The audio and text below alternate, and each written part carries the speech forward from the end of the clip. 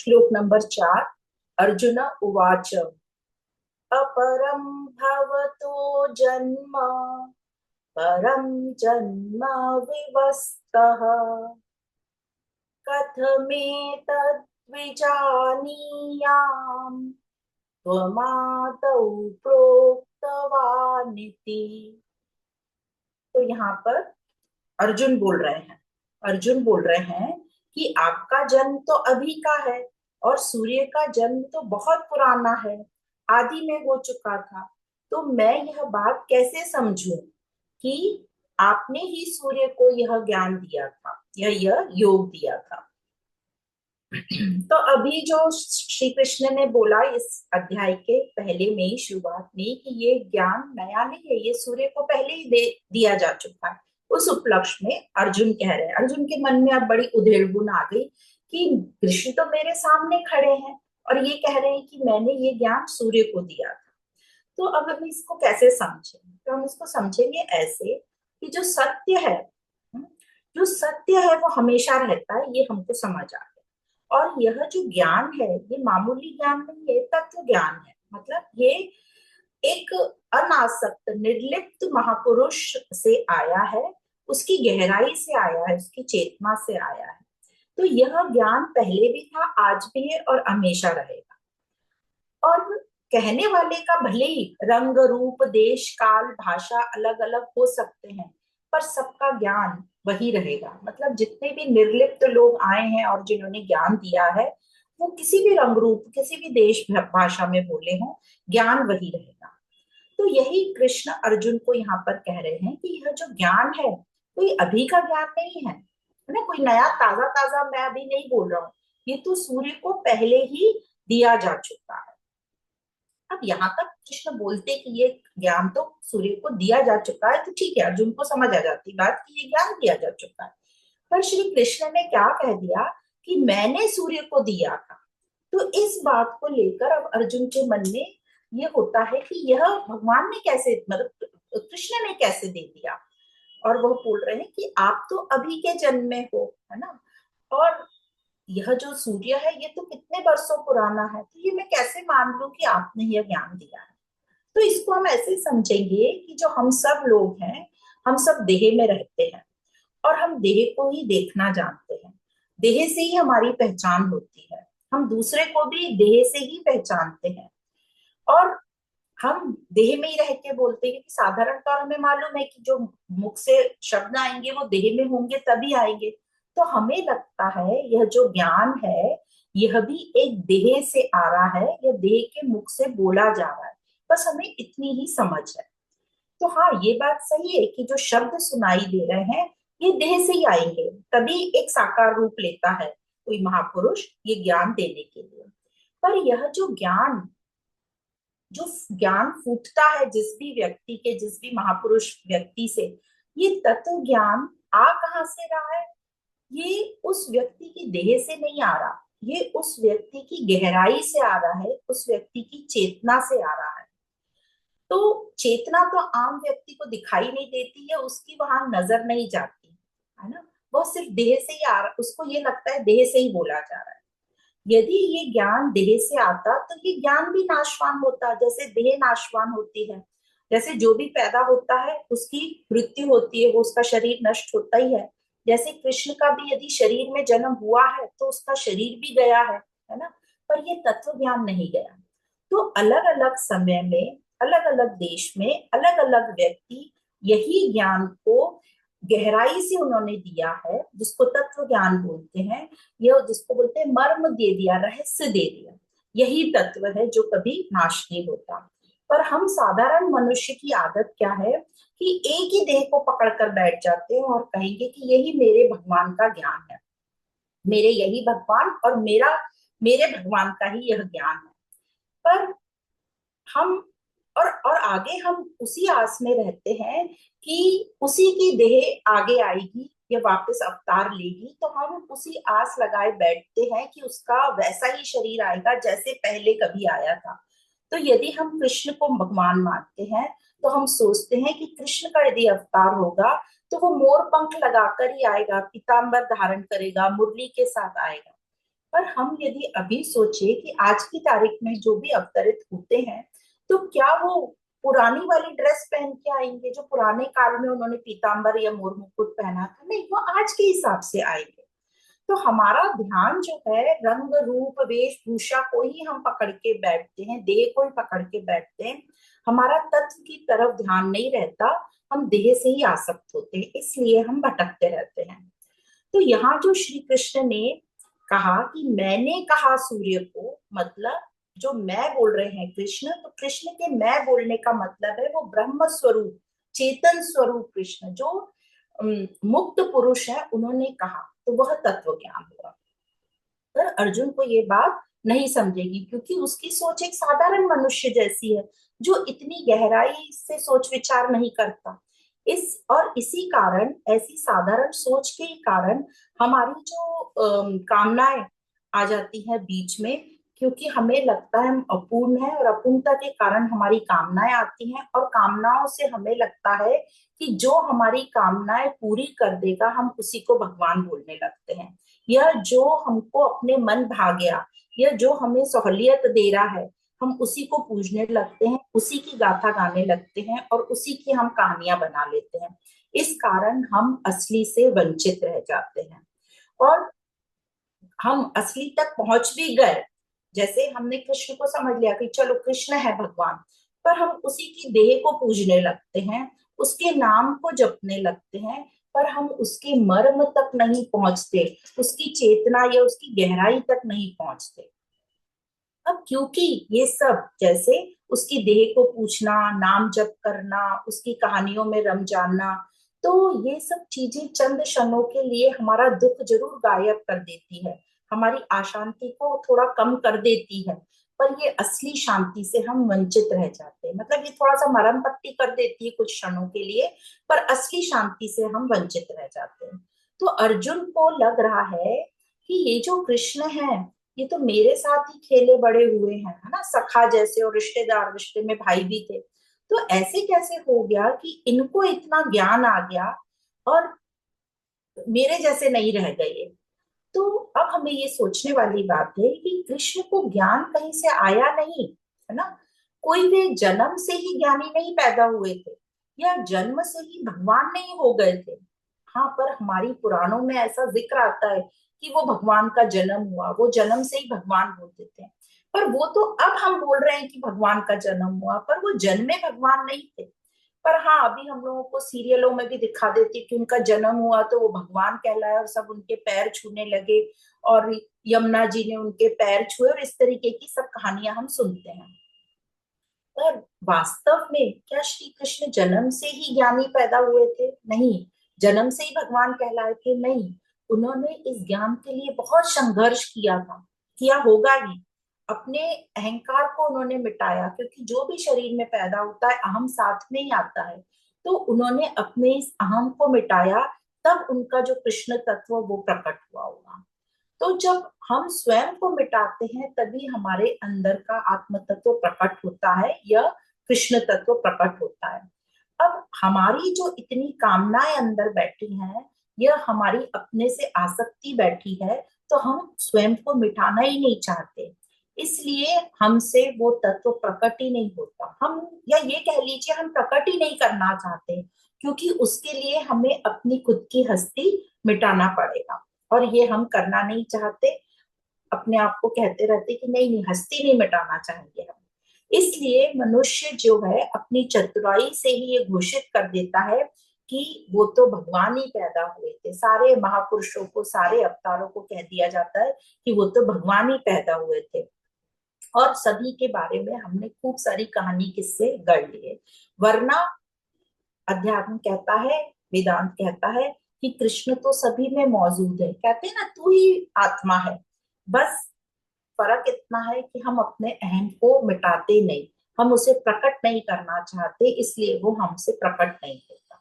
तो इस प्रकार इस श्लोक में भगवान समझा रहे हैं कि कैसे वो ज्ञान सूर्य को उन्होंने दिया था। वो ब्रह्म स्वरूप की बात कर रहे हैं, और ब्रह्म स्वरूप तो एक ही होगा, कहीं से भी वो प्रकट। तो ये था श्लोक नंबर 4। अब हम आगे चलते श्लोक नंबर 5 में। तो अभी कृष्ण अर्जुन ने क्वेश्चन पूछा है जिसको हमने थोड़ा सा विचार करके समझ लिया कि मैं ये कैसे मान लूं कि वो तुम ही हो जिसने सूर्य को दिया था, क्योंकि तुम तो मेरे सामने अभी खड़े हो। तब आगे अब भगवान क्या कहते हैं वो हम समझते हैं। श्लोक नंबर 5। श्री भगवान वाच बहूनि मे व्यतीतानि जन्मानि तव चार्जुन तान्यहं वेद सर्वाणि न त्वं वेत्त परन्तप। तो श्री भगवान बोले, हे परंतप, अर्जुन को बोल रहे हैं, हे परंतप अर्जुन, मेरे और तेरे बहुत से जन्म हो चुके हैं, उन सबको मैं जानता हूं, पर तू नहीं जानता। भगवान क्या कह रहे हैं अर्जुन को कि मैं जानता हूं, तू नहीं जानता, मेरे और तेरे बहुत सारे जन्म हो गए हैं। अब इसका ये मतलब नहीं है, जो कृष्ण कह रहे हैं मैं जानता हूं, इसका हमें ये मतलब नहीं समझना लेना चाहिए कि कृष्ण को सारे अपने और अर्जुन के एक एक जन्म पता है, नाम पता है। नहीं नहीं, ऐसा नहीं है। जो हम बोलते हैं ना त्रिकालदर्शी, त्रिकालदर्शी का ये मतलब नहीं है कि वो एक एक हमारी पूरी हिस्ट्री जानते हैं। पर हाँ, वो ये जानते हैं कि सृष्टि चलती कैसे और हमारा शरीर का अंत कैसे हो, मतलब शरीर जब विघटित होता है तो क्या होता है और फिर से कैसे जन्मता है। तो यहाँ जैसे हमने ये तो जान ही लिया कि ये जो पुनर्जन्म है, ये तो हम सबका पुनर्जन्म जो है व्यक्तिगत पुनर्जन्म नहीं होता है ना, अहम जन्म लेता है, प्रकृति का पुनर्जन्म होता है। जब हमारा ये शरीर प्राण छोड़ देता है, मतलब मृत्यु हो जाती है, तो ये जो पांच तत्व है, पांच तत्व में लीन हो जाते हैं, और ये सामग्री जो है पुनः फिर एक शरीर का निर्माण करती है, बहुत सारे शरीरों का निर्माण करती है।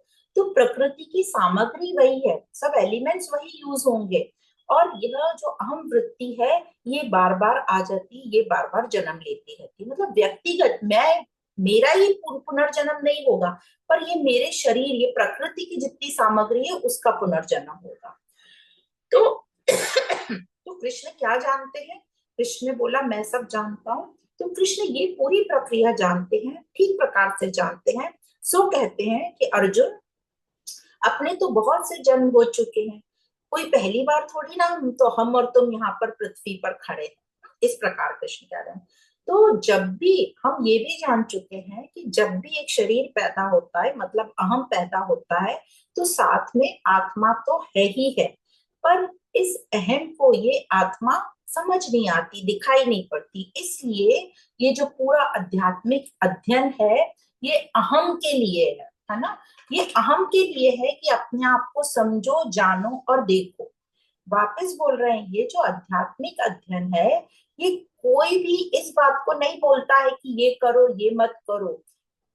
अध्यात्म में ऐसी कोई लिस्ट नहीं है कि ये सब अच्छी बातें, ये सब बुरी बातें, ये सब करना चाहिए, ये सब नहीं करना चाहिए, ऐसा बिल्कुल भी नहीं है। अध्यात्म बोलता है कि अपने आप को देखो, समझो, अपने को जानो, दुनिया को जानो, और समझो कि तुम क्या कर रहे हो और क्या ठीक है क्या नहीं है, तुम्हारे हिसाब से तुम करो। तो ये अहम को समझाने के लिए पूरा अध्यात्म, कि तू और वह साथ ही है, मतलब कहते हैं ना तू ही आत्मा है, तत्वमसी, तुम वही हो। तो बोल रहे तू और वो साथ ही है, बस तुझे मिटने की देर है, तू मिट जा। अहंकार को मिटने के लिए बोलते हैं, पर अहम को समझता ही नहीं है। अहम यही समझता है, क्या समझता है अहम, कि मैं ही हूं, और मैं आगे प्रकृति से लिपटता चिपटता रहूंगा तो पूर्ण हो ही जाऊंगा, आज नहीं तो कल पूर्ण हो ही जाऊंगा, आज नहीं तो कल, कल नहीं तो परसों, परसों नहीं तो नेक्स्ट जन्म में मुझे पूर्णता या मोक्ष मिल ही जाएगा या मुक्ति मिल ही जाएगी।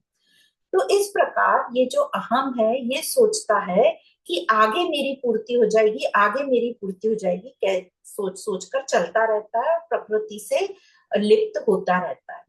और इसी अध्याय में भी कहा है कि तेरे और मेरे कई जन्म हो चुके हैं, मतलब जहां अर्जुन होंगे वहां कृष्ण अवश्य होंगे ही। इस लाइन से ये समझ में आता है, अर्जुन मतलब अहम और कृष्ण मतलब आत्मा। ये ऐसा समझ सकते हैं, अर्जुन मतलब देह और कृष्ण मतलब गहराई, वो तत्व। तो जैसे बोलते हैं कि बिना पानी के प्यास नहीं लग सकती, मतलब प्यास लगी है तो पानी होगा ही होगा, है ना। बस हमें पता नहीं चलता कि इसकी प्यास लगी है ना, और हम गलत गलत चीजें पीते रहते हैं। या ऐसा समझ लीजिए कि बच्चा होगा तो उसका पिता है ही है, तो बेचैनी है, दुख है तो कृष्ण है ही है। और दुख है तो उसका इलाज है। जैसे बौद्ध दर्शन में बोलते हैं सबसे पहले कि दुख तो है ही है, पर उसका इलाज भी है। और वो इलाज क्या है? ये अध्यात्म, ये ज्ञान, ये कृष्ण तत्व ही उसका इलाज है। अब बोल रहे हैं कृष्ण अर्जुन है तो कृष्ण होंगे ही होंगे, पर फिर अर्जुन और कृष्ण में फर्क क्या है? तो फर्क ये है, दोनों का स्वभाव बिल्कुल विपरीत है। अर्जुन में गति होगी, मतलब जो अहम है उसमें गति होगी, और कृष्ण में स्थिरता होगी, है ना, जो आत्मा है उसमें स्थिरता। तो जो हमने आत्मा और अहम, आत्मा के गुण पढ़ रखे हैं वो सब कृष्ण में होंगे, और अर्जुन में गति होगी, उत्तेजना होगी, झटपटा होगी, बेचैनी होगी। तो कहते हैं ना, नदी है तो तट होगा ही होगा। चक्का यदि घूम रहा है और चक्का है तो उसकी धुरी होगी होगी, जो हमने कबीरदास जी के दोहे में पढ़ा था। और नदी और तट में क्या डिफरेंस होगा? दोनों का स्वभाव अलग होगा। नदी में गति होगी, नदी अहम है, और तट कृष्ण है, वो स्थिर होगा। पर नदी बहती जाती है कि मुझे स्थिरता आगे मिलेगी, पर स्थिरता उसके साथ साथ चल रही है, उसके सामने है, साथ ही है, पर वो उसको अनदेखा करके आगे भागती रहती है, गतिशील है ना। तो जिस प्रकार नदी और तट साथ रहते हैं, वैसे ही अहम और आत्मा साथ है। एक की मौजूदगी बताती है कि दूसरा तो होगा ही होगा, ये पक्की बात है। तो अर्जुन का होना बताता है कि कृष्ण का होना पक्का है, या हम सबका होना बताता है कि कृष्ण तत्व का होना, या तत्व ज्ञान, तत्व का, ब्रह्म का होना पक्का है। तो कृष्ण के बिना अर्जुन नहीं होंगे। तो यही कृष्ण कह रहे हैं अर्जुन से, लेकिन तुम नहीं जानते अर्जुन, मैं जानता हूँ। तो मैं ये पूरी प्रक्रिया को जानता हूँ, पर तुम नहीं जानते। तो जैसे नदी और तट साथ रहते हैं पर स्वभाव से दोनों एकदम विपरीत हैं, ऑपोजिट हैं, वैसे ही अहम और आत्मा साथ हैं। एक गतिशील है, एक स्थिर है, दोनों का स्वभाव बिल्कुल अलग है।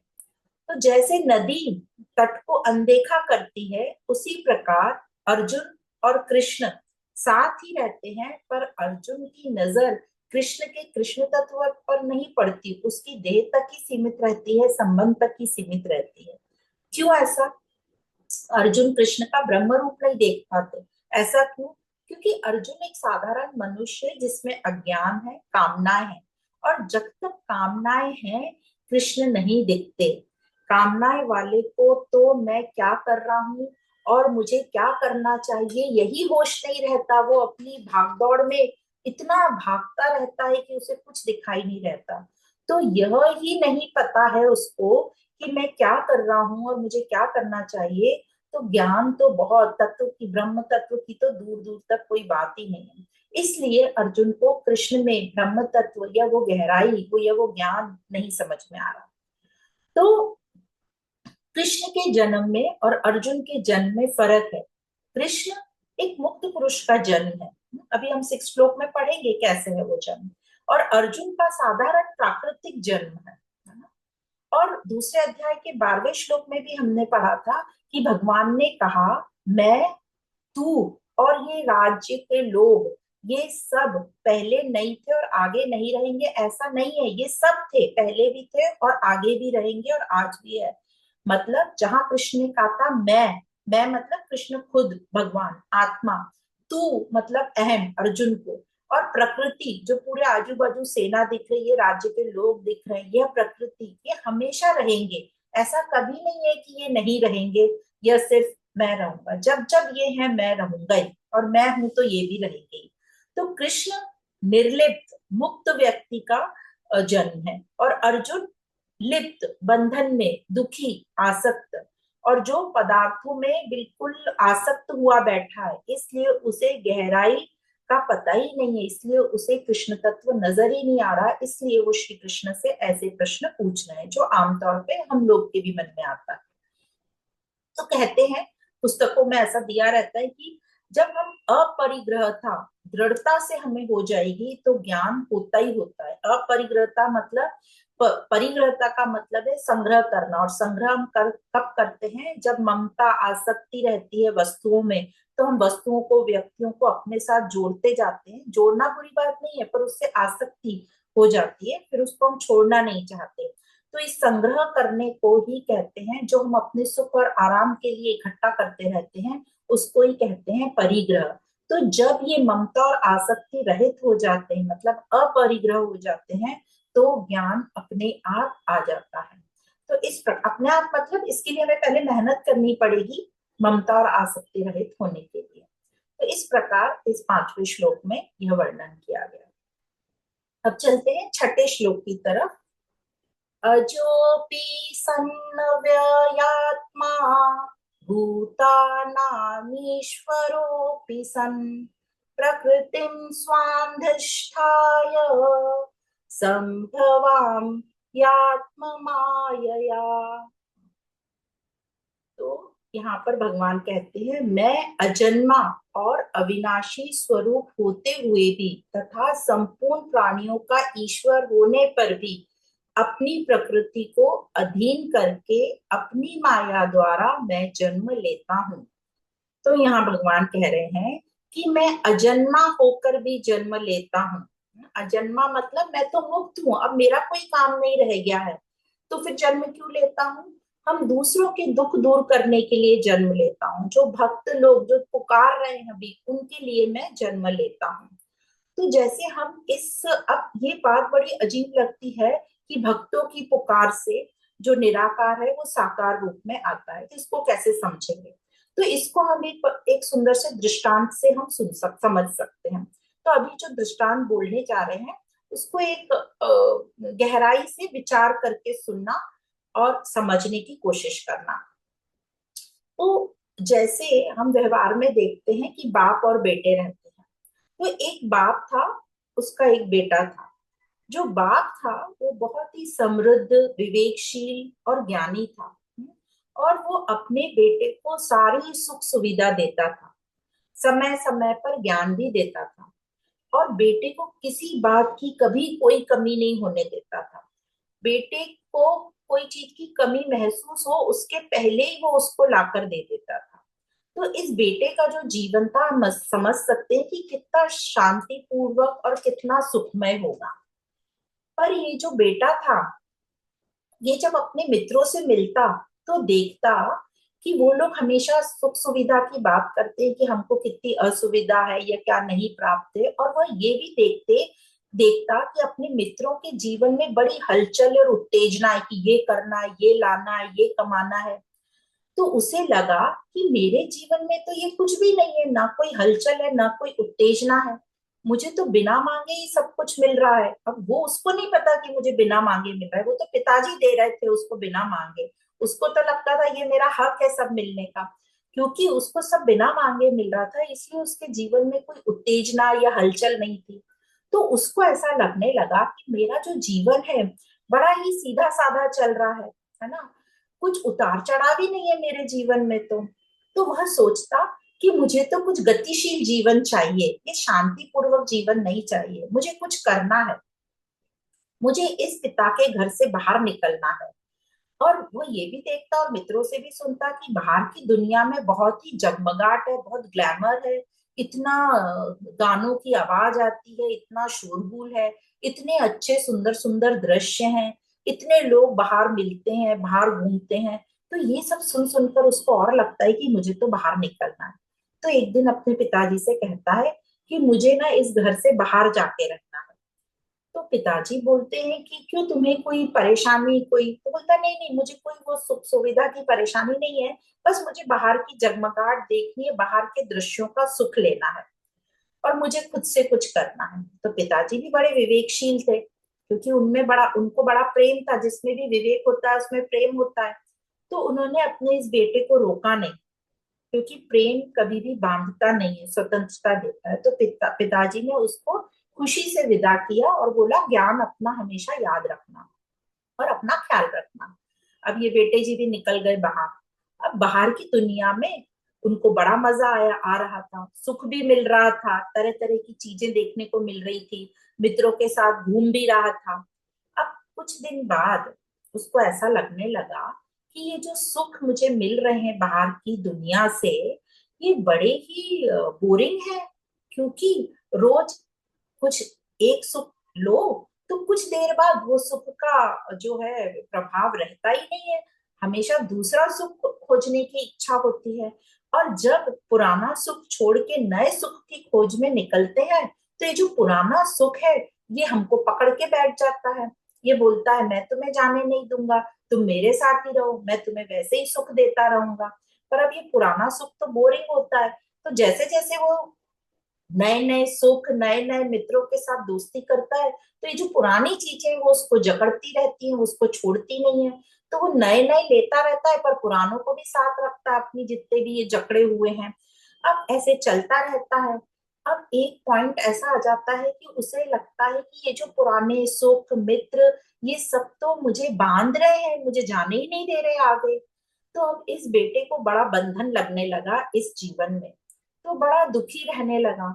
उसे समझा कि ये जो बाहर के सुख बड़े ही क्षणिक और बोरिंग है, और ये बड़े ही चिपकते हैं, ये हमें छोड़ते ही नहीं है, एक बार इनका साथ ले लो। तो इन्होंने मुझे इस प्रकार जकड़ा हुआ है, और मैं ये जकड़ में और ये गुलामी का जीवन नहीं जी सकता। मेरे बाप के घर में तो मैं कितना स्वतंत्र जीता था। तो अब मुझे इन सब से बंधन छुड़ाना है, मुझे मुक्त होना है, मुझे मुक्ति चाहिए।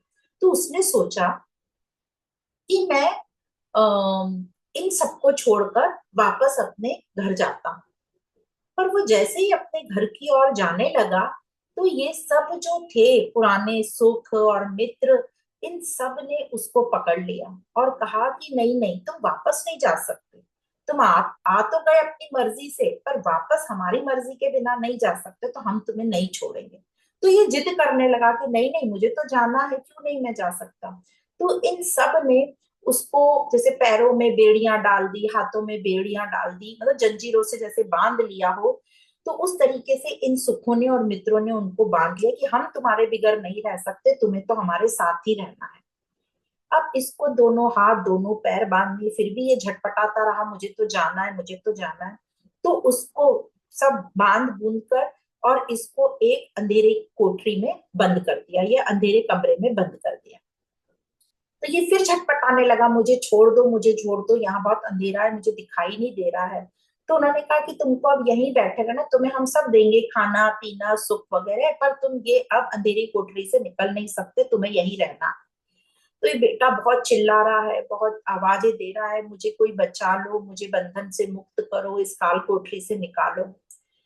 पर वो चिल्ला रहा है और उसको इसका कोई जवाब नहीं मिल रहा।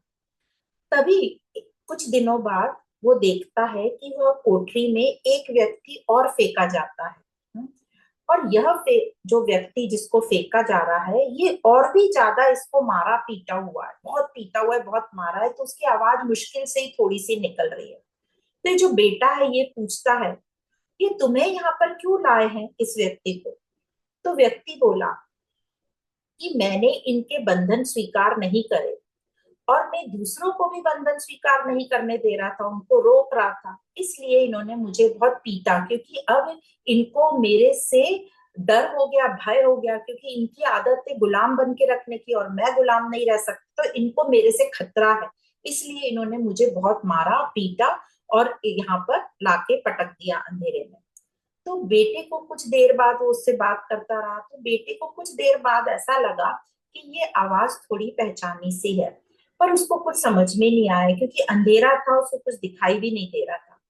तो बेटे ने कहा इस व्यक्ति को कि तुम मुझे यहाँ से निकालो। तो व्यक्ति ने कहा कि यहाँ से निकलने का एक ही रास्ता है। तो बेटे ने कहा कि कुछ करो ना, मुझे यहाँ से निकालो। तो ये व्यक्ति ने कहा उसके लिए करना कुछ नहीं है, उसके लिए सिर्फ हमें समझना है। समझ लोगे तो करना नहीं पड़ेगा, वो अपने आप ही हो जाएगा। तो ये बेटा बोलता है ऐसे कैसे नहीं करना पड़ेगा। तो वो व्यक्ति बोलता है तुम मानो मेरी बात, सिर्फ तुम्हें समझना है।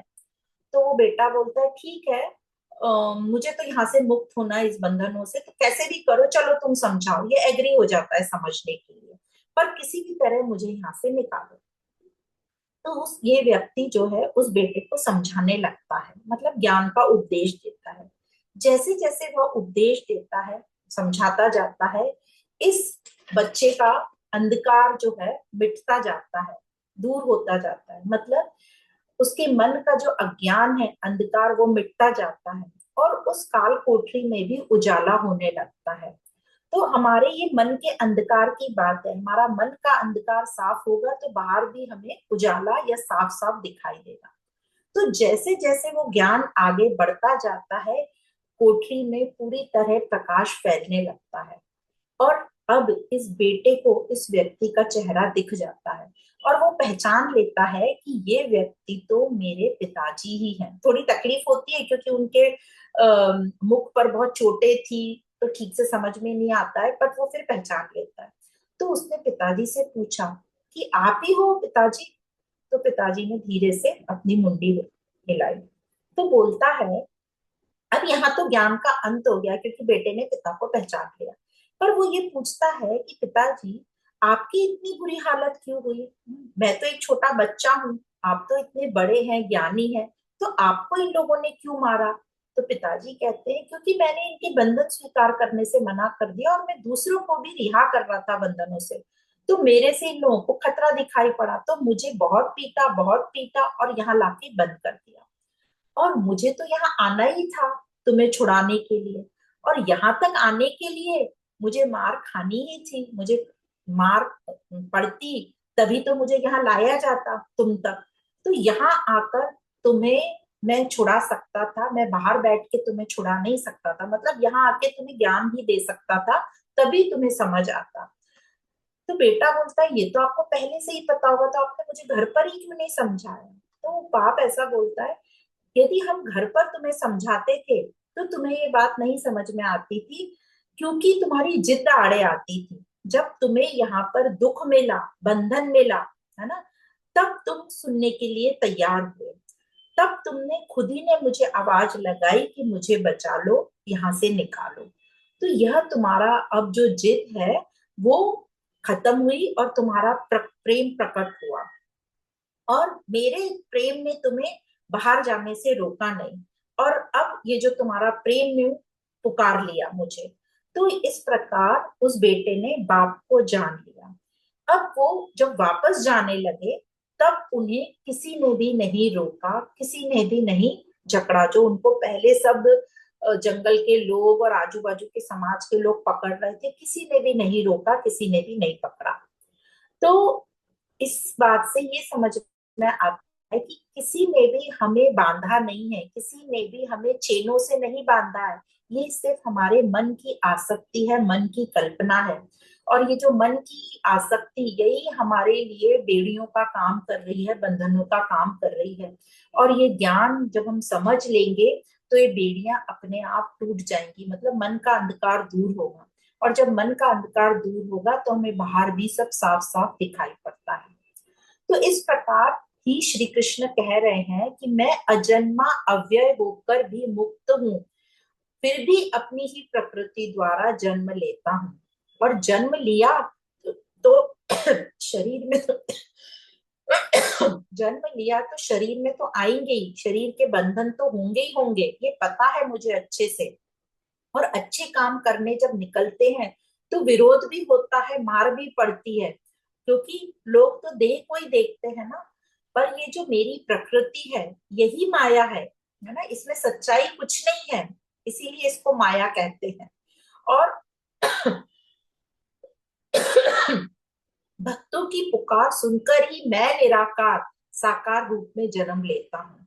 तो कभी बाप बनकर जन्म लेता हूँ, कभी बेटा बनकर जन्म लेता हूँ, सबको बंधनों से मुक्त करने के लिए।